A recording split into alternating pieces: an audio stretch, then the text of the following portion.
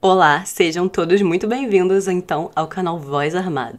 Eu sou Bárbara Martinelli e hoje nós vamos falar sobre então o que tá rolando lá no Níger, na África. Mas antes então de eu iniciar, eu gostaria de lembrar vocês, na verdade, de dar o like para vocês compartilharem esse vídeo. E é claro, se você tá gostando do meu conteúdo, não se esqueça de se inscrever aqui no canal então. Lembrando a vocês que o meu trabalho é totalmente independente, ou seja, não há ninguém me financiando. E você pode, então, apoiar meu trabalho, agora se tornando membro do canal, por apenas, então, R$ 4,99. E você vai ter acesso, então, a um grupo exclusivo lá no Telegram, onde eu vou compartilhar algumas notícias relacionadas a essa questão de conflito, artigos e muito conteúdo bacana vai rolar por lá. Se você preferir, você pode fazer também uma contribuição direta. O meu Pix está passando então aqui na tela, mas ele também vai estar na descrição desse vídeo. Eu também tenho uma campanha lá no Apoia-se, então você pode também, na descrição desse vídeo, acessar essa campanha. E por fim, você também pode me dar suporte, caso você queira então aprender sobre tudo que aconteceu, na verdade, na história, quer começar por um lugar que vai te revelar aquelas coisas que foram meio que ocultadas, por assim dizer. Então, eu convido vocês a conhecerem o curso do professor Marcelo Andrade. O link está na descrição e meu código de desconto passando na tela e na descrição também. Caso você queira adquirir o curso, então usa meu código, que aí você vai ganhar um desconto. Feito, então, todo esse jabá básico necessário pra gente poder, então, crescer, né, com o trabalho de certa forma aqui na internet. Vamos ao que interessa de verdade e o que vocês, então, vieram fazer nesse vídeo, né, porque vocês clicaram nesse vídeo, então. Na quarta-feira, lá no dia 26 de julho, soldados do Níger anunciaram em rede nacional que haviam derrubado, então, o presidente Mohamed Bazoum, que tinha, então, sido eleito democraticamente lá em 2021. Desde então, o presidente está retido em sua residência por membros, então, da Guarda Presidencial.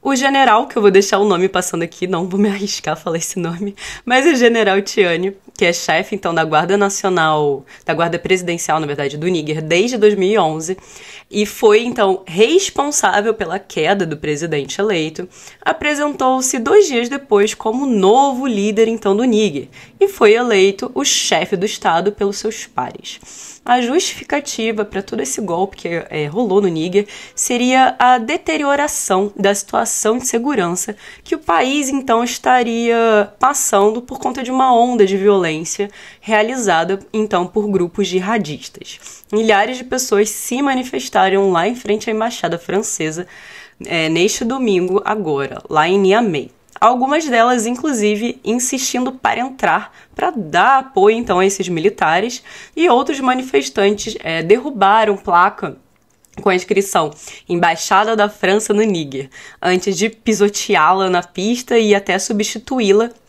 por, pasmem, bandeiras da Rússia, isso mesmo.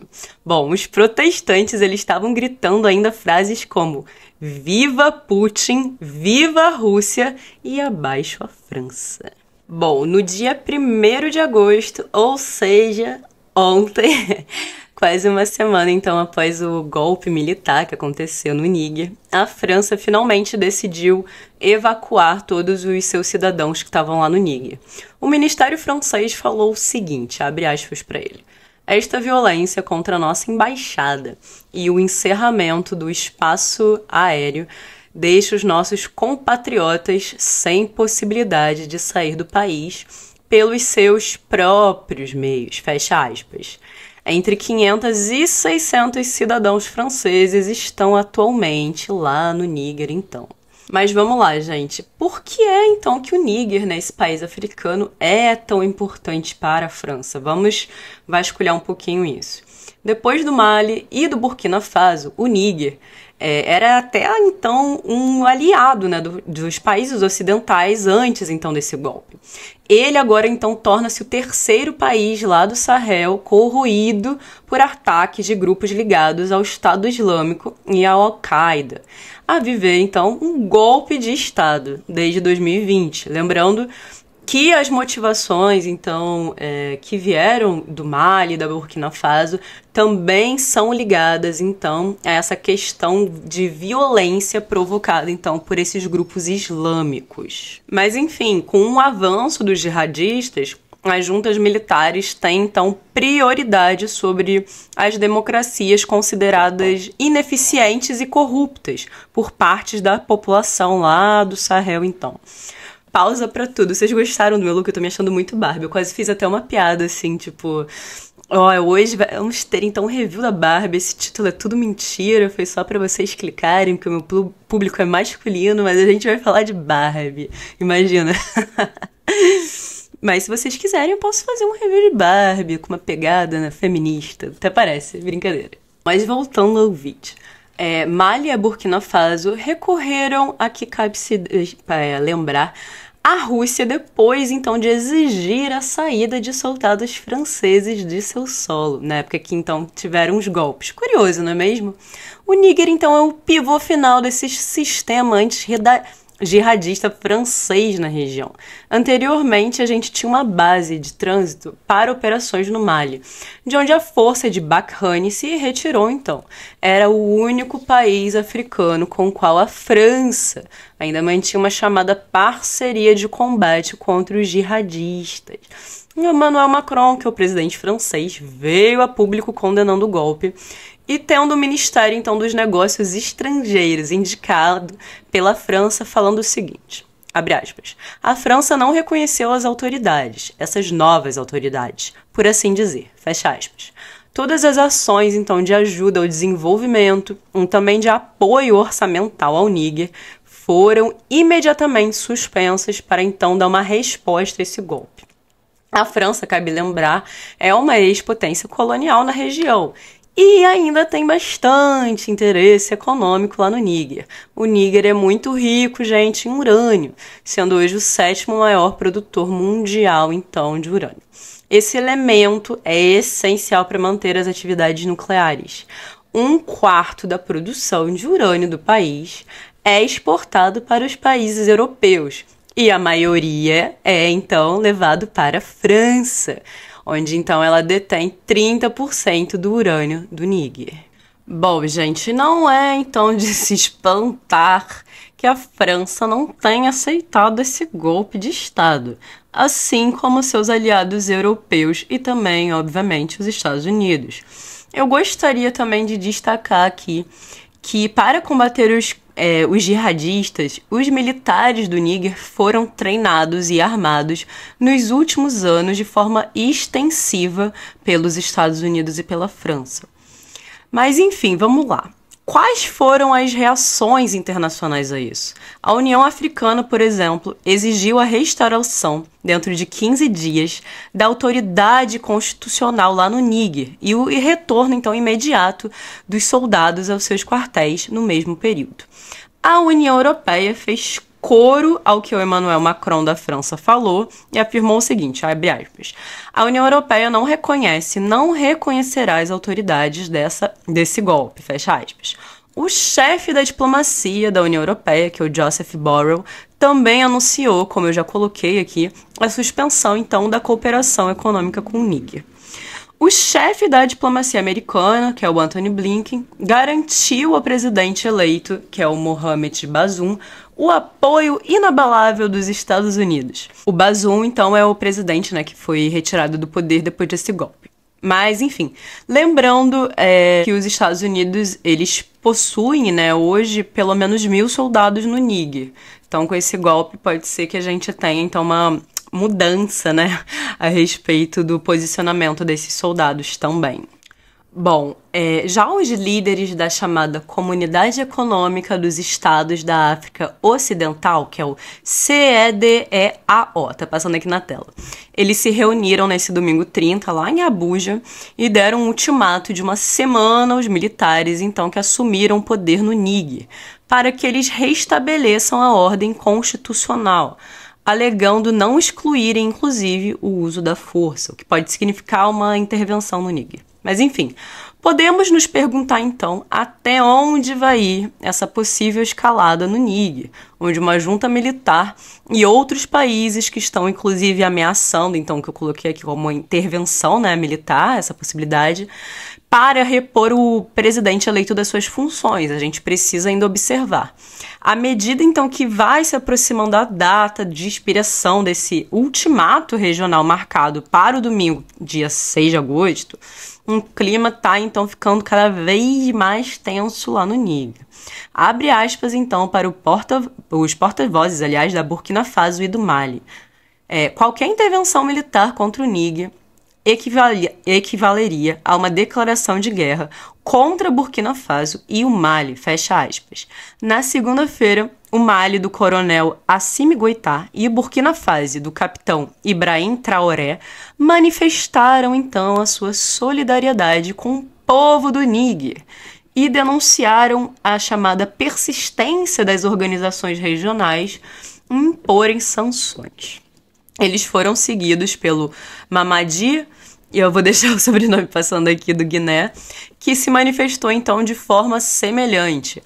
A gente pode observar, então, que qualquer tentativa de uma intervenção para se colocar, se tentar trazer, então, o governo democrático de volta, né, que seria o que a gente chama de imposição da paz, algo nesse sentido, então seria visto por esses países como uma espécie de declaração de guerra. Então a gente está falando que a gente poderia então ter uma retomada de uma guerra na África envolvendo mais países. Então a gente está falando aqui de uma guerra com pelo menos 3 países e a gente ainda não sabe quem então faria de fato essa intervenção internacional.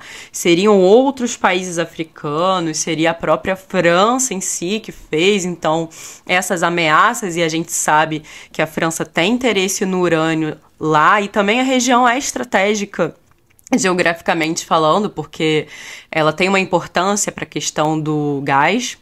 Então, assim, a gente tem que ficar de olhos bastante abertos, porque, como eu coloquei aqui, o dia 6 está chegando, está batendo na nossa porta, e conforme os dias vão se passando e as tensões não passam, e esse golpe, então, ele se perpetua, e a gente tem, então, realmente a instalação desse regime militar, até as tensões, elas provavelmente vão continuar. Resta saber se, quando chegar no dia 6, então, esse ultimato, que então eles fariam uma intervenção militar, se esses militares que deram um golpe não saíssem do militar, se ele vai ser cumprido.